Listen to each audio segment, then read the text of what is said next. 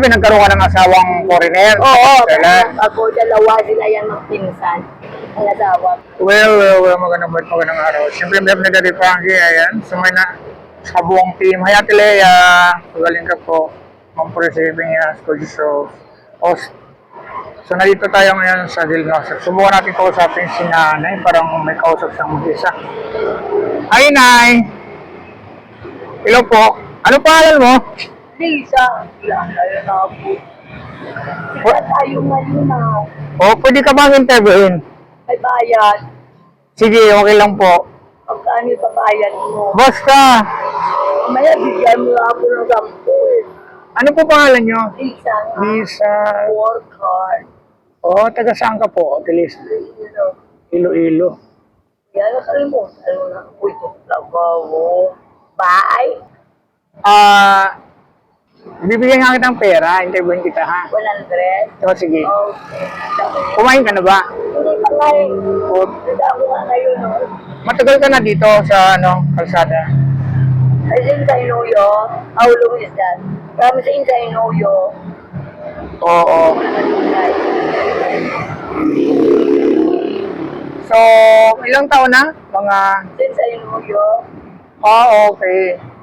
Tapos, may asawa. At habang may maabistan dahil nakulong ako sa DWD sa 9 months. Nakulong ka Ako doon? sa Dilpan, mga alfier.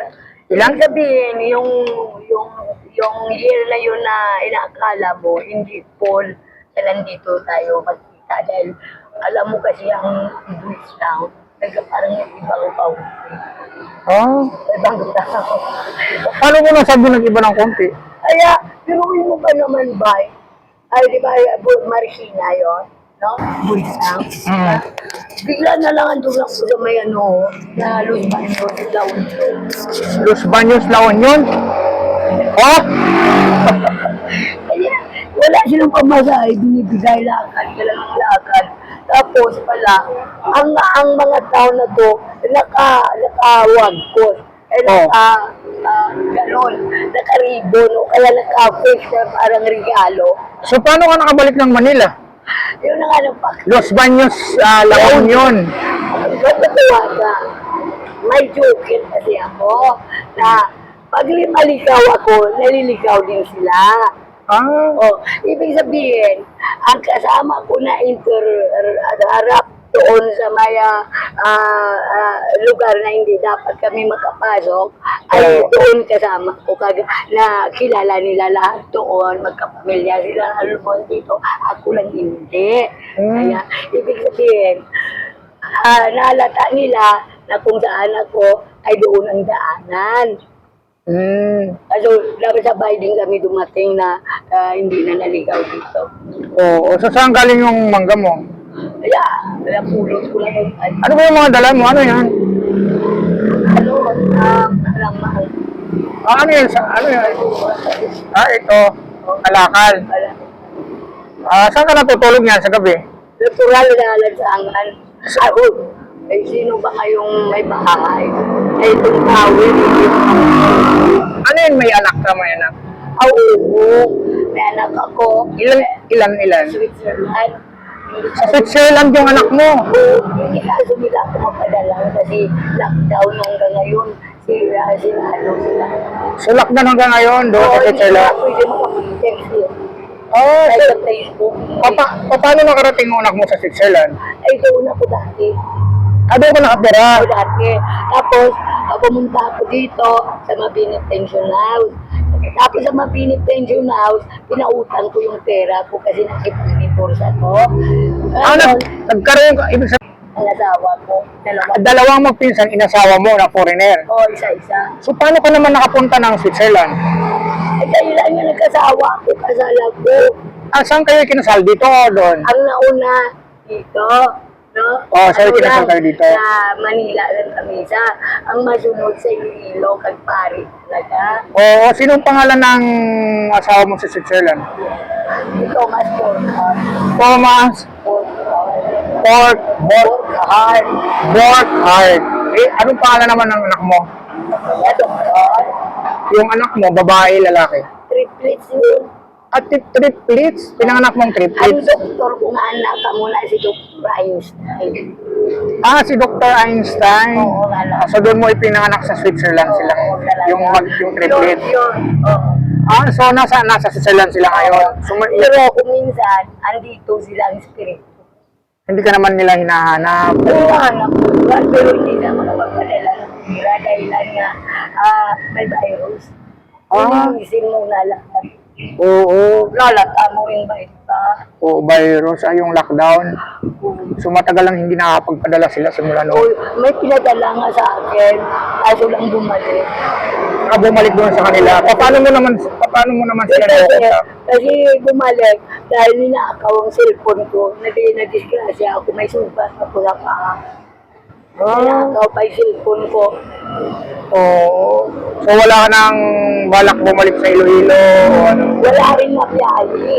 Ay wala rin ang biyahe ngayon. Kasi ang parehas ko nga nag-arrival sa Manila na 11 years na ay Philippine Airlines. Hmm. Hindi kagaya nila nga pwede sila mag-autopsy.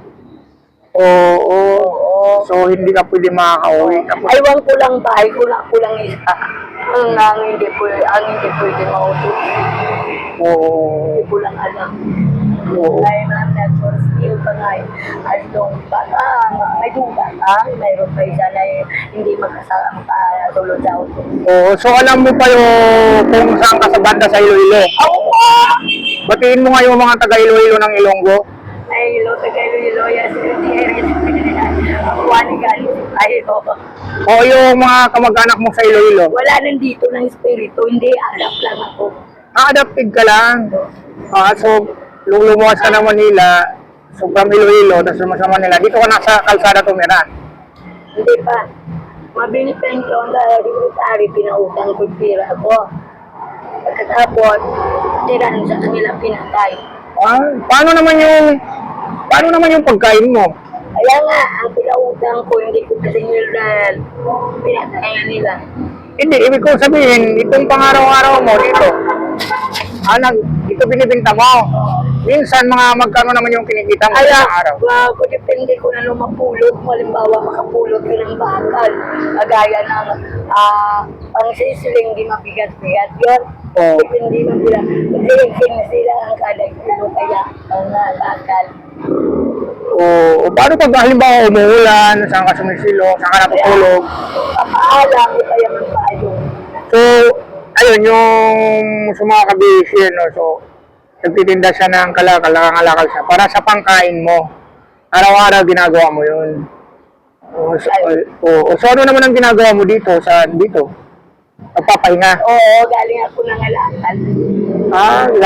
Tapos, malayo mo ba binibinta? Nilalakad mo lang yung kalakal mo. Paano pag puno? Ako banda doon sa Bilbo. Oo, Dolomite. O sa doon naman, so paano pag puno na yun? Hindi ba mabigat? Oo, mabigat eh. Kaya niya, upuha ka lang ng makaya mo na rin. Oo. Kawawa ka naman pala. Oo, ngayon, alam mo naman. Tapos araw-araw kang naglalakad, ano? Tapos kukuha ng kalakal, tapos yung pang ng pagkain. So pag nakakuha ka ng pangkain, so ayun, okay na, binibinta mo na. Oo. O yun. So yung mga kamag-anak, wala ka ng kamag-anak doon sa sa Iloilo, ampun ka lang pala. Mahaba ang kwento dahilan na Ilang taon ka na nga ulit rin, Ate Lisa? Ilang taon ka na? Ako, 56. 56 normally kung i-count mo. Pero ngayon, sabihin ko na lang, 58. 58. Oo, yun na may mali sila. Oo. Mali sila dito. O gusto mong batiin yung anak mo, yung triplets mo. Kaya doon siya sa Switzerland, maririnig niya ako. So halimbawa, siyempre pag in-upload natin to sa anong pangalan nila? Kaya si Christian, si Johan, si Nalin.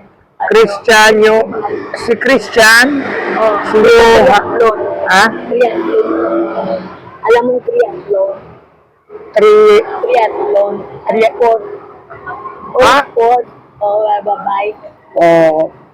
So dito ka lang naggagala-gala pag ano, Pero pag matapos ang kukunin yung bill ko. kukunin ka nila dito para, Para eksperimentuhan ko na nung paano ka naman pag-i-experimentuhan? Bakit ko kaya pag-i-experimentuhan? kagaya niya na sa na hindi ako makabiyahe sa autopsy. Samantalang almost they know they can pass by. Ako hindi. So, as I know, ang sun ay pular. Ano, Oo, sana solar na pula.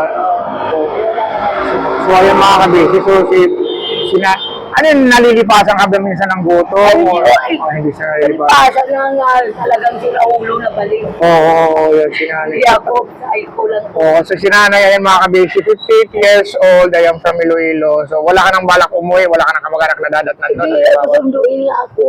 Susunduin ka ng mga kamag-anak mo sa Iloilo. Kasi lumabas, hindi naman totoo na na-divorce talaga yung sa amin. Oo, so wala ka nang contact doon sa asawa mo ngayon, wala na.